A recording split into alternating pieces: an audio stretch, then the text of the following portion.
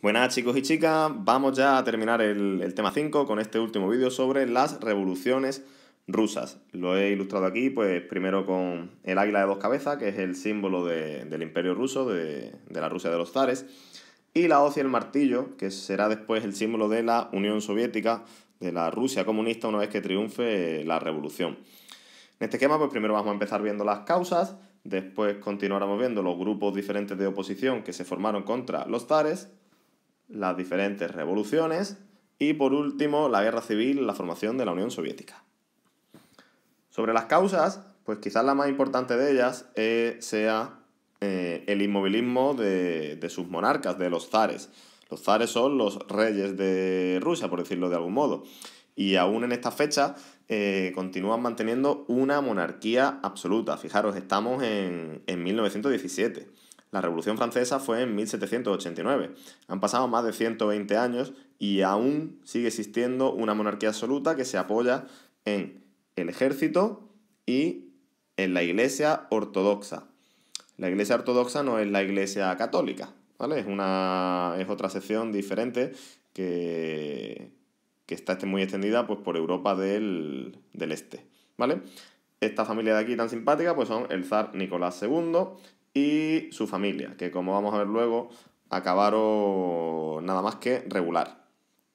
Bien, siguiente causa de lo que podemos destacar, pues son las desigualdades sociales. Al igual que había ocurrido en Europa en el siglo XIX, nos encontramos con una aristocracia muy poderosa y una gran masa de campesinos y proletarios menos porque la industria tampoco estaba demasiado desarrollada todavía en Rusia, pero sí una gran masa de campesinos pobres y sometidos pues, a los designios de esta aristocracia. También tenemos que destacar un gran atraso económico. Mientras que en Europa la actividad principal ya era la industria, en Rusia la actividad económica principal del país seguía siendo la agricultura. Y era una agricultura prácticamente feudal, muy atrasada. Acordaros, antes de la revolución industrial, con barbecho, con técnicas y herramientas muy atrasadas. Por lo tanto, producían muy poco y los campesinos y gente que la cultivaba vivían en unas condiciones bastante deplorables. Por último, la gota ya que va a colmar el vaso, sin duda va a ser el inicio de la Primera Guerra Mundial, un gran conflicto para el que Rusia no estaba preparado. Se van a enfrentar especialmente a Alemania, una potencia pues, que recordad que había derrotado fácilmente a Francia y a Austria en 1800, a mediados del siglo XIX, en 1860 y 1870. Pues bien, esta guerra en Rusia va a provocar grandes oleadas de hambre, numerosos muertos, ya que al ser un ejército muy poco preparado, pues sufrieron numerosos desastres y perdieron muchas batallas, y en general, pues un gran malestar de la población, ¿vale? Todo esto pues, va a provocar que aparezcan diferentes grupos que se opongan al zarismo, al gobierno de los zares. El más importante de ellos es el Partido Obrero Socialdemócrata Ruso, que muy pronto se va a dividir en dos alas, en dos partes. Los mencheviques, que eran menos y eran un poco más moderados, y los bolcheviques, el ala más radical y partidario de la revolución, que va a estar liderado por Vladimir Lenin, que es un personaje que vamos a estudiar dentro de muy poquito en este mismo vídeo. Por otro lado, van a surgir diferentes partidos más relacionados con los intereses de la burguesía. No he puesto los nombres, simplemente quiero que recordéis pues, que son partidos relacionados con la burguesía y se los conoce normalmente como los cadetes y los eseritas. ¿Vale? Pues bien, en esta situación en la que Rusia sufre una gran cantidad de problemas y aparece una oposición en contra del gobierno de los zares, van a empezar a ocurrir diferentes revoluciones. La primera de ellas se produce en 1905. Rusia participa en una guerra contra Japón. Japón pues es una potencia moderna, digamos. Nunca en la historia antes Japón había sido una potencia a tener en cuenta. Sin embargo, a finales del siglo XIX saben industrializarse muy bien y se convierten en una gran potencia industrial y militar, por lo que van a humillar por completo a Rusia en esta guerra de 1905. Esto va a provocar pues, numerosas manifestaciones y huelgas en contra del gobierno, que van a acabar, pues, entre otras, las más importantes son el Domingo Sangriento de San Petersburgo, cuando una manifestación pacífica pues, fue reprimida brutalmente por el ejército de los zares, o el motín, la sublevación del acorazado Potemkin en la ciudad de Odessa. Este es un fenómeno muy muy famoso, pues porque hay una película posterior de los años 20 sobre él. Una de las obras maestras de la historia del cine. Cine mudo, pero una fantástica película. En esta revolución aparecen ya unos elementos que van a ser fundamental en las revoluciones posteriores, que son los soviets. Los soviets son simplemente asambleas de obreros. Asambleas en las que los obreros o los campesinos se dividen en cada ciudad y se reúnen para decidir entre ellos cuál va a ser el curso de la revolución. El zar, ante esta revolución, va a aceptar pues, diferentes medidas, como la creación de un parlamento, una Duma, que se llama en Rusia, o la realización de elecciones. Pero todas esas promesas van a ser mentiras, porque una vez apagada la revolución, va a incumplir todas las promesas y no se van a poner en práctica ninguna de esas medidas. Así, pues en febrero de 1917, ya empezada la Primera Guerra Mundial, finalmente va a comenzar otra revolución. Va a haber una serie de huelgas y motines por todo el ejército que van a provocar que el zar Nicolás II abandone el poder, abdique. Y se forme un gobierno provisional formado por los cadetes y los eseritas. Si lo recordáis, lo hemos visto hace un momento, son los partidos políticos que representaban los intereses de la burguesía.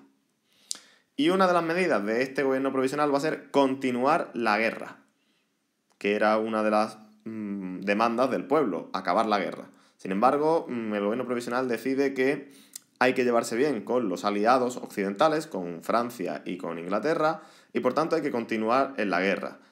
Eso poco a poco va a crear una fractura entre el gobierno y los soviets, que se van a ir organizando y preparándose para una nueva revolución, que va a estar dirigida por los bolcheviques y por este personaje que hemos dicho antes, que es Vladimir Lenin.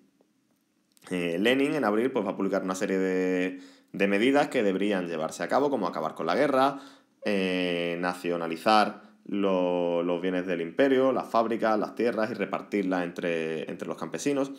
Y finalmente, el 25 de octubre de 1917, se va a producir la revolución. El gran símbolo de esta revolución es la toma del Palacio de Invierno. Si en la Revolución Francesa hablábamos de la toma de la Bastilla como uno de los grandes símbolos de la revolución, en este caso se va a tratar del Palacio de Invierno, que era pues, el lugar en el que estaba instalado el gobierno provisional que se había establecido en la Revolución de Febrero. Aquí tenemos una pequeña ilustración, ¿no?, en la que podemos ver el asalto por parte de los bolcheviques al Palacio de Invierno en octubre del 17. Bien. Como hemos dicho, pues algunas de las medidas que se van a tomar, que se van a llevar a cabo, son la nacionalización de tierras e industrias y el reparto entre los obreros y los campesinos, y la firma de la paz de Brest-Litovsk, que perdón, va a sacar a Rusia de la guerra. Ya la vimos en el vídeo de la Primera Guerra Mundial, hablamos de ella. Con esta paz, pues Rusia va a perder gran cantidad de territorios en favor de Alemania, y va a abandonar la Primera Guerra Mundial. Obviamente, estas medidas no sientan bien o no terminan de convencer a los liberales, a los burgueses y a los zaristas, que van a organizar un ejército, el llamado Ejército Blanco, para enfrentarse a los bolcheviques, que organizarán su propio ejército, el Ejército Rojo. Ambos ejércitos se van a enfrentar en una guerra civil entre 1918 y 1921. Podemos destacar que el líder del Ejército Rojo es otro de los grandes líderes bolcheviques, León Trotsky. Finalmente Trotsky y el Ejército Rojo van a conseguir la victoria contra el Ejército Blanco, y en 1922 se va a crear un Estado nuevo, la Unión de Repúblicas Socialistas Soviéticas, o abreviado la URSS. ¿Qué es este Estado? Pues un Estado federal, en el que diferentes repúblicas, no solo Rusia es una de ellas, se unen para formar una gran república comunista. Desgraciadamente, pues esta república comunista, que en un principio pues, defendía las teorías del marxismo, de la igualdad de todos los obreros, va a acabar convirtiéndose en una dictadura personal. Y esta dictadura va a estar representada por un señor que se llama, a partir de 1927, Joseph Stalin. Stalin pues, es famoso por gobernar de forma muy muy dura, reprimiendo a todo aquel que se oponía a él, realizando grandes purgas o enviando a toda la oposición a los gulag. El gulag es un campo de prisioneros que normalmente están situados en Siberia, en el norte del país. Para que los veáis, tenemos aquí esta foto digna del Instagram de la época, ¿no? La que tenemos a Trotsky aquí en la derecha, a Lenin en el centro y a Stalin en la izquierda.